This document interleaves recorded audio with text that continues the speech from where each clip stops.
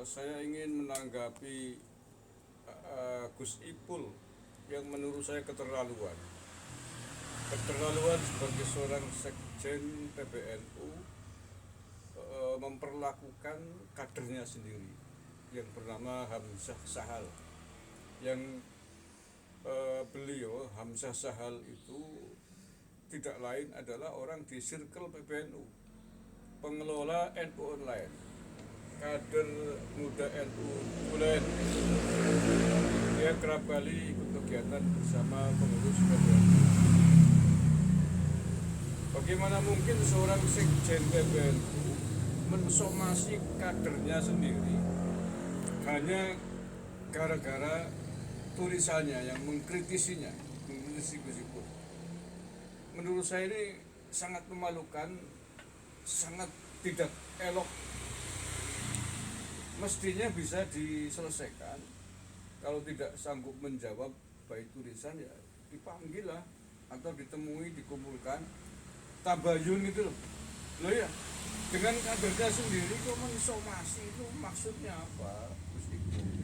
Ya, saya membaca beritanya tadi, Ipul mensomasi dua pihak. Yang pertama Hamzah Sahal itu kader NU sendiri, yang kedua Suara Merdeka. Suara Merdeka sama poinnya, gara-gara di Suara Merdeka itu ada tulisan yang terkait polemik yang terjadi di PBNU kemarin, di antaranya terkait dengan banyaknya SK, PC dan PWNU yang macet belum ditandatangani, masih di mejanya Gus Ipul. Ini saya sangat prihatin. Kalau seorang sekjen dengan kadernya sendiri begini, bagaimana mungkin kemudian mengembangkan menumbuhkan kader-kader yang lain? Kalau hanya sudah dikritisi, ya jangankan seorang Gus Ipul, sekjen PBNU, presiden Pak Jokowi, Pak Prabowo itu setiap hari dikritisi oleh warganya sendiri. Apa mensomasi? Ya enggak. Itu wajar suara kritis dari kadernya. Mestinya kritikan-kritikan itu dijawab sebagaimana mestinya. Kalau Gus Ipul merasa tidak seperti yang ditulis oleh Hamzah Sahal, tinggal dijawab, tinggal ditulis atau dinarasikan atau dijawab dalam bentuk video, kan selesai. Atau kalau memang merasa sangat tersinggung, tinggal sekjen PBNU kan bisa berkonsultasi dengan ketua umum PBNU, gimana nih kader kita kok begini, apa perlu kita panggil untuk ditabayun, kan selesai. Menyelesaikan kadernya sendiri kok di follow up dengan cara hukum begitu, disomasi. Ya, somasinya tidak main-main dengan penasihat hukumnya. Shame on you, Gus Ipul. Malu saya punya petinggi PBNU seperti ini.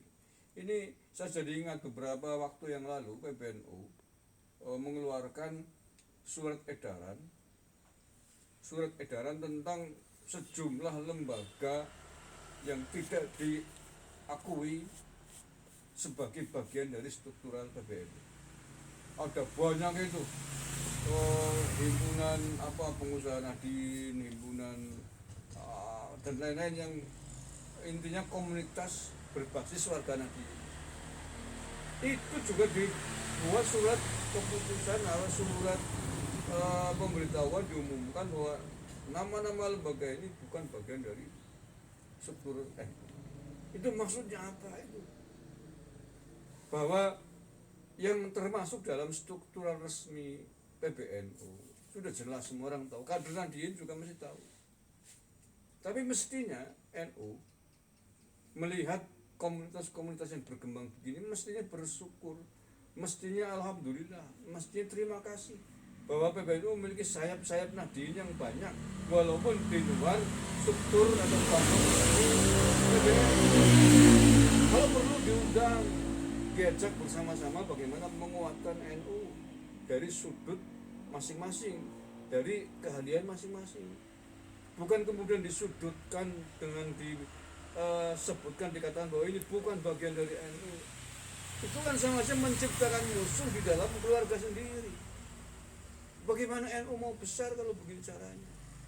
Mensikapi kayak gini aja nggak becus mereka. Harusnya dirangkul mereka itu, hubungan dokter Nahdien, pengusaha Nahdien, guru Nahdien dan lain sebagainya, harusnya dirangkul, dikasih fasilitas kalau perlu, dikasih pembinaan bagaimana agar bareng-bareng dengan pengurus resmi NU bisa bersinergi bekerja sama membesarkan NU. Mestinya kan begitu kalau pengurus NU yang sehat, bukan malah jauhkan, bukan malah dimusuhi.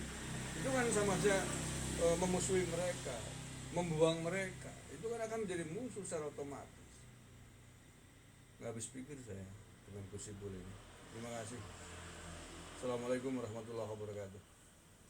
Harusnya PBNU itu merungkat Habib Dopolowi yang jelas-jelas merusak sejarah NU, merusak tradisi NU, membuat struktur mukibin-mukibin pekok yang taklid buta kepada para kabib tukang dobol.